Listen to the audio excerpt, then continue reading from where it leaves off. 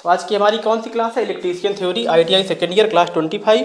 इस क्लास को पढ़ने के लिए आप पीछे के 24 क्लास रिवाइज कर लीजिए। यह क्लास बेहतर तरीके से आप समझ पाएंगे। इस क्लास से संबंधित PDF ऑनलाइन मार्क टेस्ट आपको फ्री में चाहिए तो आप www.globaliti.org पर जाकर इस सुविधा का आप लाभ ले सकते हो। चलते हैं आज के हम अपने पहले क्वेश्चन की। और आज का हमारा पहला क्वेश्चन क्या है? पहला क्वेश्चन एम्पलीफायर सर्किट का प्रकार क्या है। इस सर्किट से आप लोग बहुत भली भांति परिचित हो चुके होंगे। 2-3 दिन से लगातार हम एम्पलीफायर पढ़ रहे हैं। ऐसी सर्किट बार बार आ रही हैं। आप पिछली क्लास देख लीजिए, क्योंकि हर बार हम पूरा चीज़ डिटेल में नहीं बताना चाहेंगे। एम्पलीफायर सर्किट का प्रकार क्या है? What is the type of amplifier circuit. ये आपका इनपुट टर्मिनल है, इनपुट टर्मिनल है। तो ये आपको देखते ही आप जान गए होंगे क्या है ये? Common collector amplifier. क्या है? Common collector amplifier. Common collector amplifier. क्या है? Common collector amplifier. Common collector amplifier.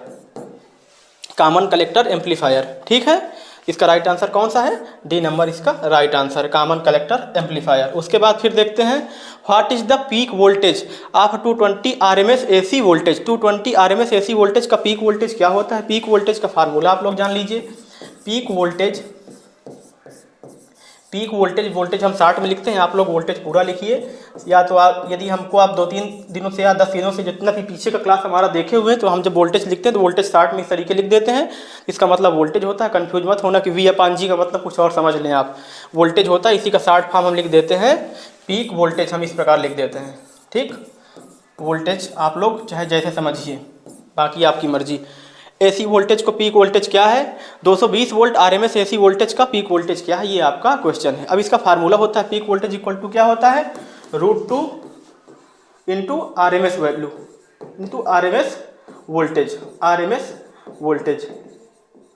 RMS voltage या इसी को कभी कभी सप्लाई वोल्टेज भी बोल दिया जाता है। इसी को कभी कभी सप्लाई वोल्टेज भी बोल दिया जाता है। तो अब देखते हैं यहाँ पे पीक वोल्टेज आपको निकालना है। √2 की वैल्यू कितनी होती? 1.414 होती इंटू RMS वोल्टेज कितना दिया है? 220 वोल्ट। कितना दिया है? 220 वोल्ट। अब इसका कैलकुलेशन कर लें, मल्टीप्लाई कर लें, कितना आएगा? 2, ये आ जाएगा आपका थ्रू इससे मल्टीप्लाई होगा तो ये आ जाएगा 311.17। इसका राइट आंसर कौन सा हो जाएगा?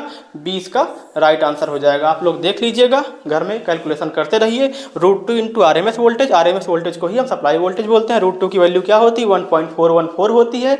और आपका जो RMS वोल्टेज कितना दिया है? RMS वोल्टेज ये दिया है 220 वोल्ट। आपका राइट आंसर क्या आया? 311.17 वोल्ट। अगला क्वेश्चन देखते हैं। अगला क्वेश्चन क्या दिया है? CRO की इनपुट इम्पीडेंस। CRO का मतलब आप जानते हो। CRO का मतलब क्या होता है? CRO का मतलब होता है full form cathode ray. CRO का फुल फॉर्म क्या होता है? CRO का फुल फॉर्म होता है कैथोड रे ऑसिलोस्कोप। CRO का फुल फॉर्म होता है कैथोड रे ऑसिलोस्कोप। इससे क्या मेजर करते हैं? आवृत्ति मेजर कर सकते हैं, वोल्टा मेजर कर सकते हैं, धारा भी मेजर कर सकते हैं। आवृत्ति, वोल्टा, धारा जो ज़रूरत है मेजर कर सकते हैं। मेन पर्टिकुलर एरिया देखा जाए तो फ्रीक्वेंसी के लिए होता है। CRO के इनपुट इम्पीडेंस को कैसे बढ़ाया जा सकता है?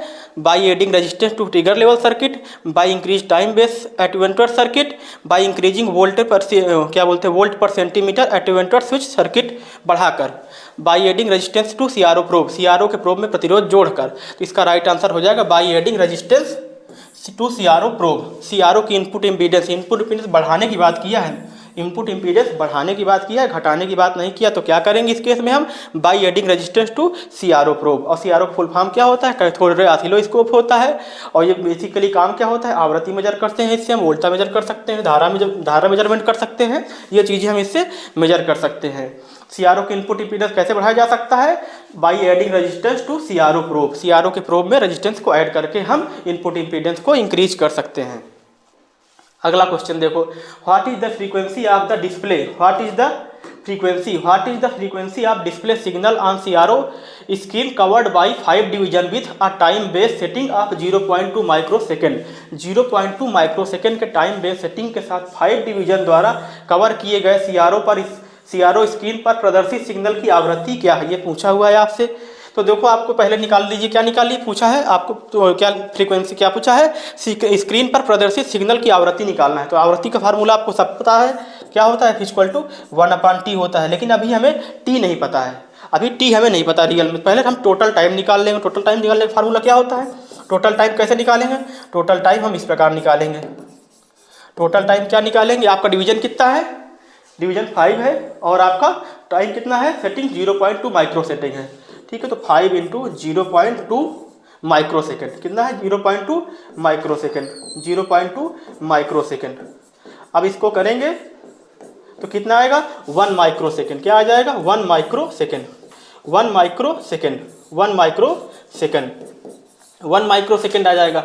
लेकिन 1 माइक्रो सेकेंड को हमें कन्वर्ट करना पड़ेगा किस में? 1 माइक्रो सेकेंड को हम कन्वर्ट करेंगे सेकेंड में, तो क्या करना पड़ेगा? 1 इंटू 10 की पावर -6। इसको अब हम सेकेंड में लिख सकते हैं इस प्रकार, 1 इंटू 10 की पावर -6 सेकेंड। अब देखो f इक्वल टू 1/t होता है। अब आपको t की वैल्यू पता चल गई तो क्या रख सकते हो? f इक्वल टू 1/10 की पावर -6, ये ऊपर जाएगा तो क्या हो जाएगा? 10 की पावर ओनली 6 हो जाएगा, बराबर कितना हो जाएगा?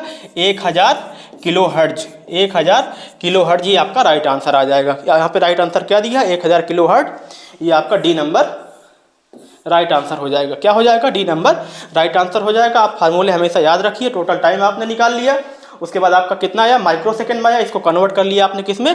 सेकेंड में कन्वर्ट करना जरूरी होता है, क्योंकि हमें कैलकुलेशन सेकंड में करना है उसके अकॉर्डिंग।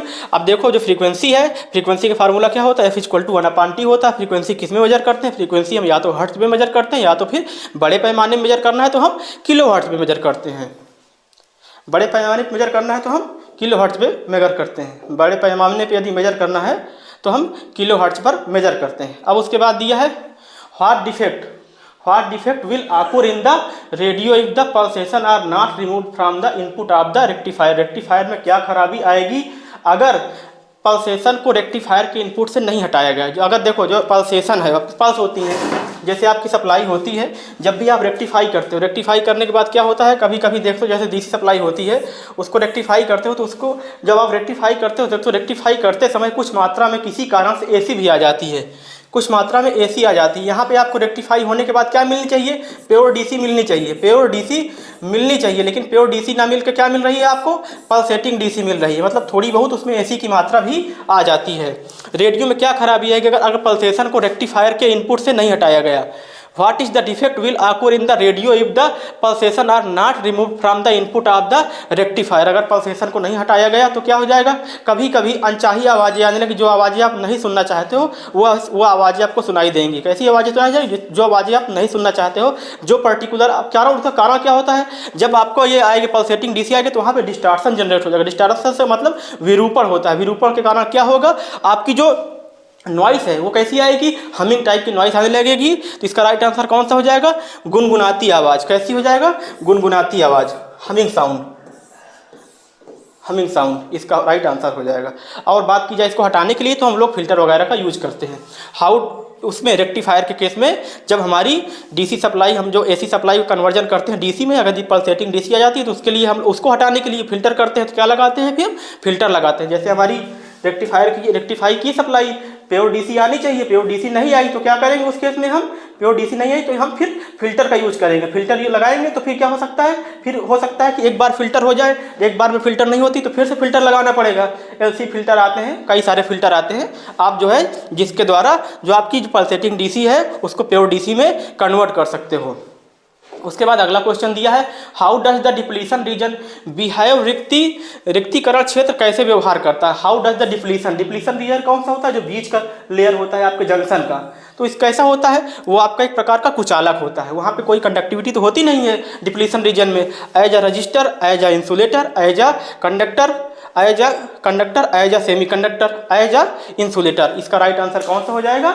एज अ इंसुलेटर कुचालक के रूप में कार्य करता है डिप्लीशन लेयर। अवक्षय परत हिंदी में बोलते हैं इसी को अवक्षय परत भी हिंदी में बोलते हैं, इंग्लिश में बोलते हैं डिप्लीशन लेयर। रिक्तीकरण क्षेत्र बोला है यहाँ पे, कहीं कहीं पे अवक्षय परत भी लिख देता है, तो आप लोग कंफ्यूज मत होना।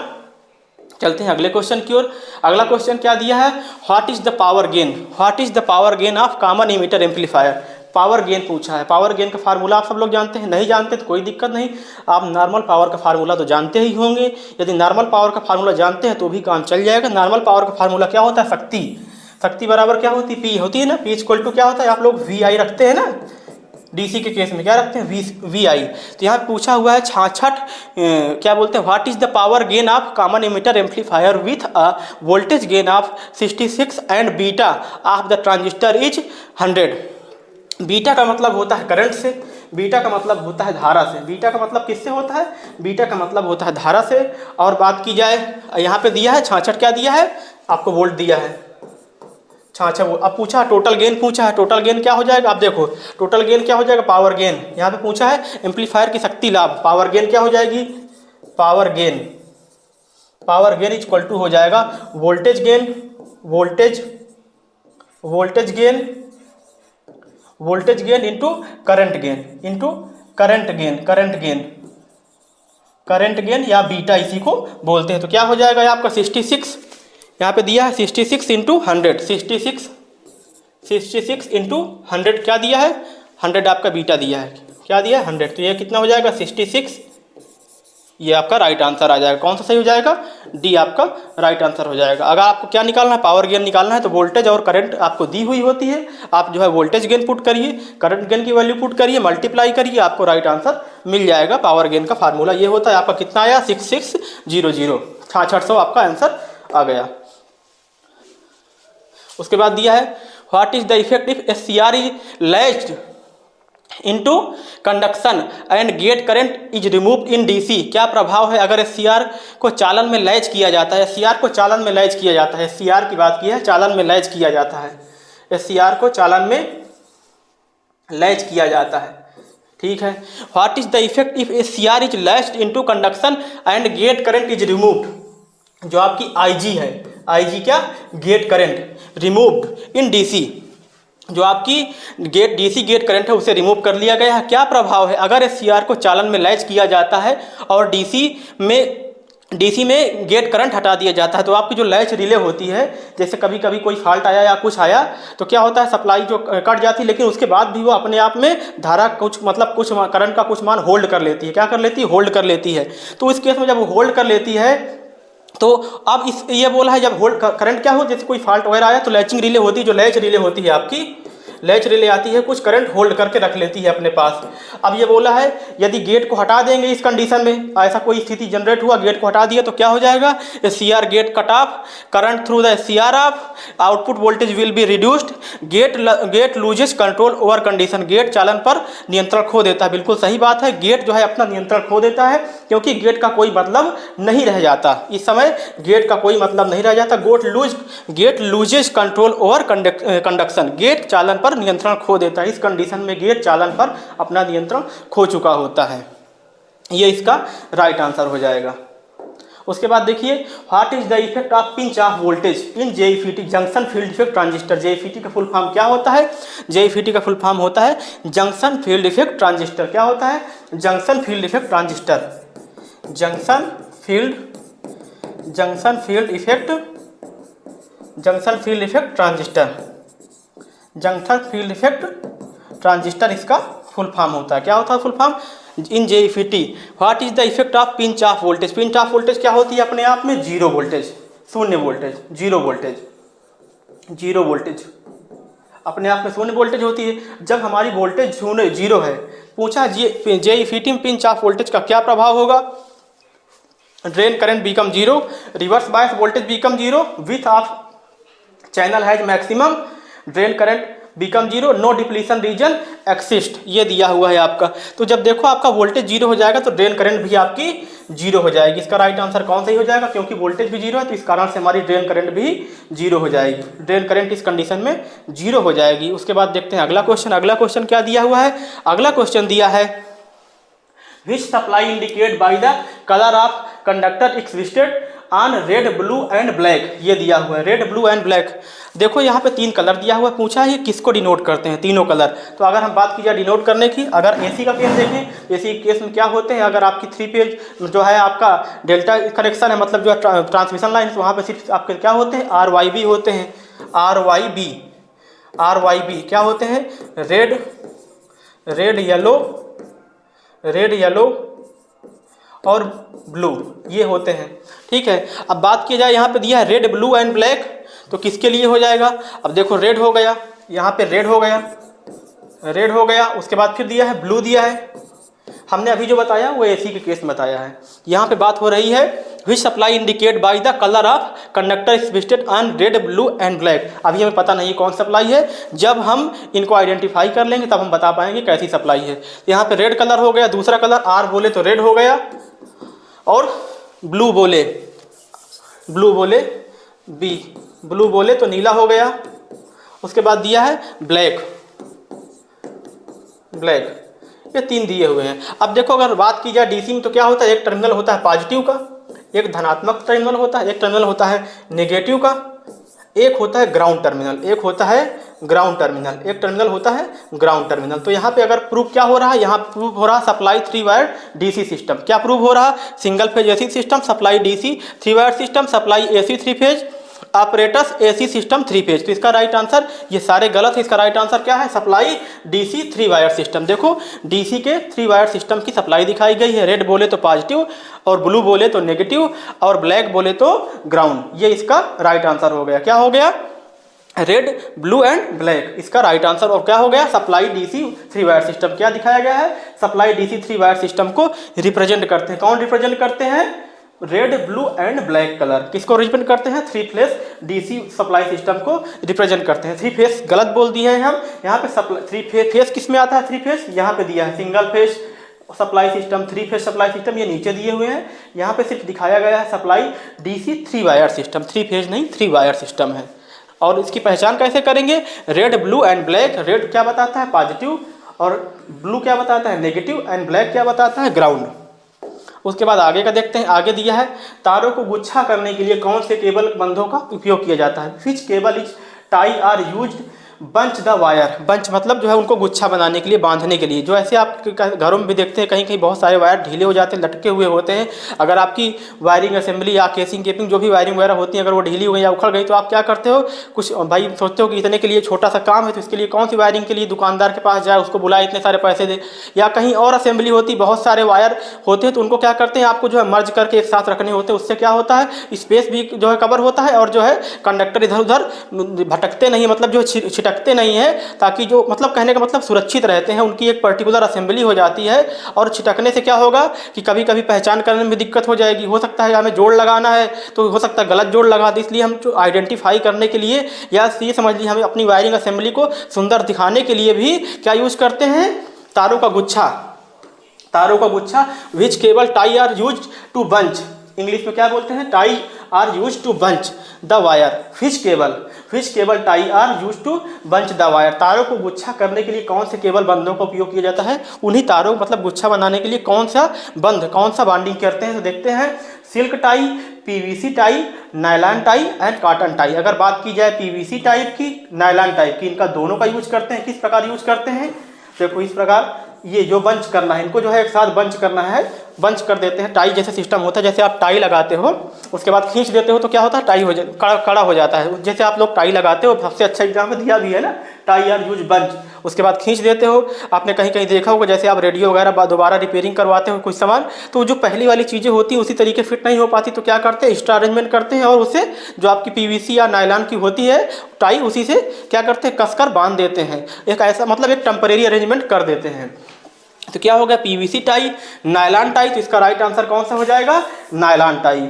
अब कह दो सर पीवीसी क्यों नहीं, अगर देखो केवल पीवीसी दिया होता तो हम पीवीसी को सही मान लेते, लेकिन यहाँ पे नायलॉन दिया है। नायलॉन ज़्यादा बेनिफिशियल है कंपैरिजन टू पीवीसी, इसलिए हम नायलॉन का यूज करते हैं। बाकी पीवीसी का भी यूज कहीं कहीं देखने को मिलता है। पैनल बोर्ड असेंबली में किस उपकरण से बचा जाता है, विच device is avoided in the panel board, which device is avoided in the panel board assembly. Panel board assembly में किस उपकरण से बचा जाता है, मतलब जो पैनल बोर्ड है उसकी असेंबली जो होती है उसमें ऐसा कौन सा इक्विपमेंट है जो दिखाया गया है इनमें से वो नहीं यूज किया जाता या उसको हम नहीं लगाते। तो चलिए देखते हैं, पहला क्या दिया है, पहला सेंसर दिया, दूसरा क्या दिया है, संकेत दीपक दिया है, इंडिकेटिंग लैंप भी दिया है, तीसरा क्या दिया है, आइसोलेटिंग स्विच दिया है, पुश बटन स्विच दिया है। जो आपका पैनल बोर्ड होता है उसमें हमें सब कुछ लगाने पड़ते हैं, सारी प्रोटेक्टिव डिवाइस लगानी पड़ती है, इंडिकेटिंग लैंप लगानी पड़ती है, उससे हम देखते हैं कौन सा फेज आ रहा है कौन सा फेज नहीं आ रहा है। आइसोलेटिंग स्विच हमारी क्या है, सप्लाई को ब्रेक और मेक करने के काम में आती है। क्या करती है, ब्रेक और मेक, तोड़ने और जोड़ने के काम में आती है, ब्रेक और मेक करने के काम में आती है। और पुश बटन स्विच जो है ऑन ऑफ करने के लिए होती है हमारी। और इंडिकेटिंग लैंप क्या होती हैं, हम ये पता करते हैं कि हमारा फेज सीक्वेंस सही है कि नहीं, या कौन सा फेज आ रहा है या नहीं आ रहा, या जिस फॉर्म में हम उनसे इंडिकेशन पाना चाहते हैं उस फॉर्म में हम उन लैंपों का यूज कर सकते हैं। लेकिन अगर बात की जाए सेंसर की, तो सेंसर जैसा कोई शब्द अपने पैनल बोर्ड में इस्तेमाल नहीं होता, इसलिए इसका राइट आंसर कौन सा हो जाएगा, सेंसर। इसका राइट आंसर क्या हो जाएगा, सेंसर। पैनल बोर्ड असेंबली में किस उपकरण का प्रयोग नहीं किया जाता या किस उपकरण का प्रयोग से बचा जाता है, तो हम वो है उसको बोलते हैं सेंसर।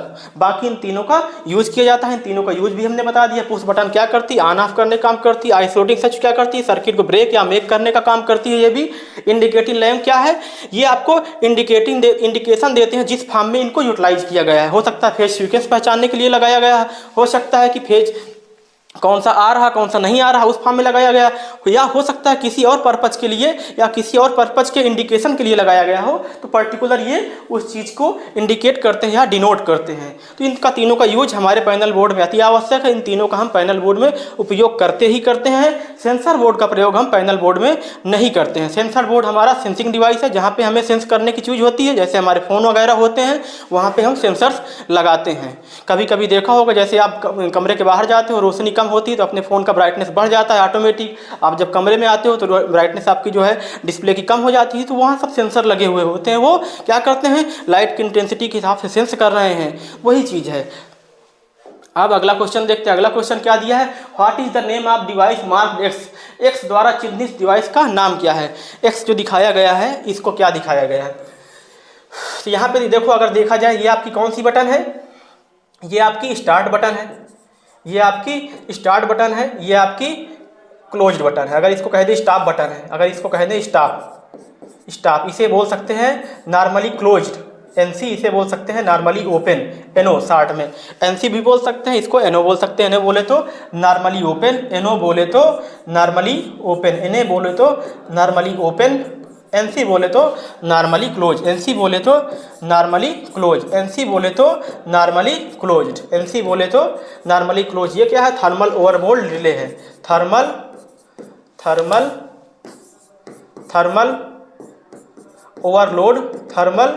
ओवरलोड, ये क्या है, थर्मल ओवरलोड रिले है। ये क्या है, थर्मल ओवरलोड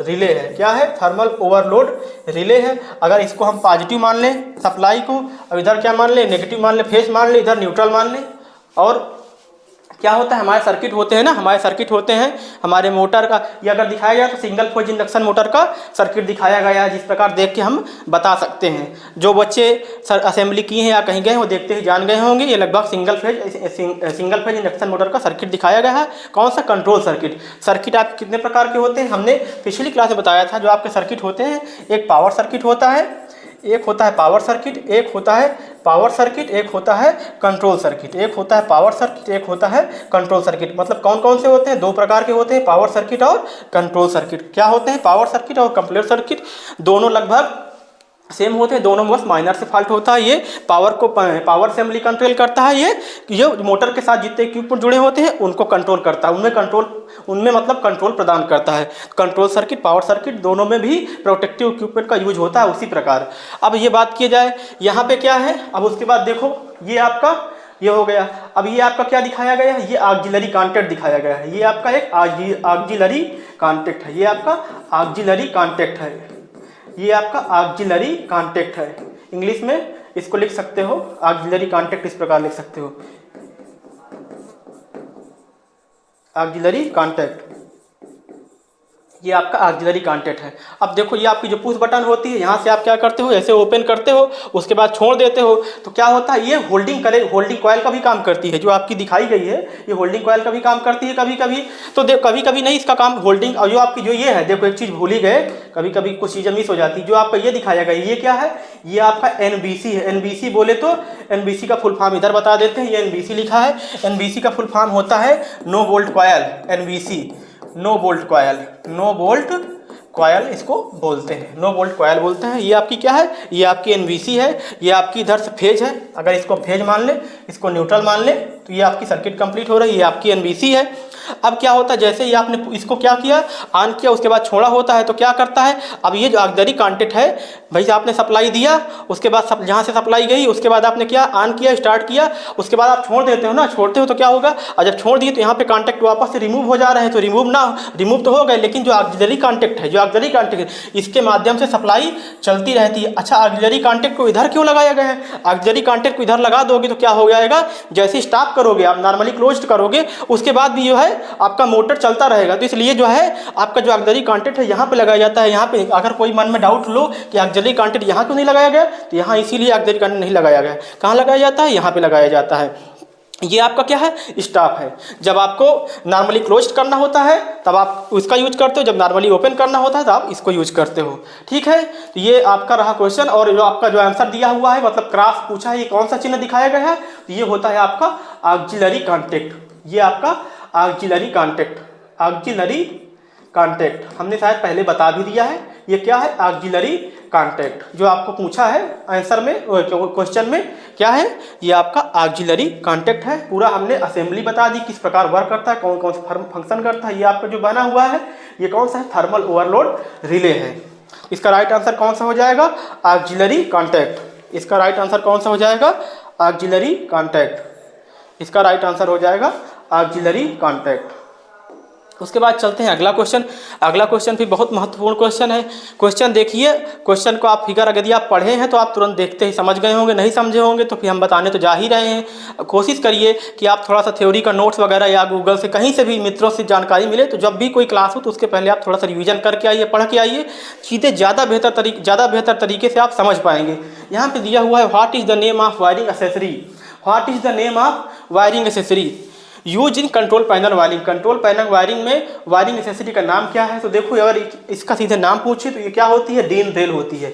इसको क्या बोलते हैं, इसको बोलते हैं हम डीन रेल। इसको क्या बोलते हैं, इसको हम डीन रेल बोलते हैं। अब बात की जाए डीन रेल की, क्या होती है, तो जो आपके एमसीबी वगैरह होते हैं, जो आपके स्विच होते हैं, सर्किट ब्रेकर होते हैं, तो उनको यहाँ पे फिट करना होता है, उनको यहीं पे फिट कर देते हैं। उनको फिट यहाँ से करने से क्या होता है कि हमें अलग से उनके लिए नट बोल्ट का या कोई वायरिंग का कोई मतलब जो है लाते गुल्ली लाते हैं ना आप, जो है छोटी सी लाते हैं, तो उसमें जिसे स्क्रू ड्राइवर से होल करके फिर से उसे पिन करते हैं, तो वो सब असेंबली हमें करने की आवश्यकता नहीं पड़ती। इसी में जो है हम क्या करते हैं, उन्हें फंसा देते हैं, इसी में फंसा देते हैं जो भी आपके इक्विपमेंट होते हैं। डीन रेल में क्या करते हैं, जो आपके एमसीबी वगैरह होते हैं, जो एमसीबी वगैरह होते हैं, एमसीबी वगैरह होते हैं, इसी में क्या कर देते हैं, प्लग कर देते हैं। तो इससे होता यह है कि हमें एक्स्ट्रा असेंबली नहीं करनी पड़ती, दीवार में छेद वगैरह नहीं करने पड़ते हैं। इसी को बोलते हैं डीन रेल। बड़ी बड़ी जगहों पे या इंडस्ट्रियल में सबसे ज़्यादा डीन रेल का यूज़ करते हैं, क्योंकि वो होता ये है कभी कभी जैसे मान लीजिए पर्टिकुलर वहाँ पे काम करना है, उसके बाद कहीं और पे काम करना है, तो उतने पूरे का हिस्सा या दीवार ख़राब हो जाएगा।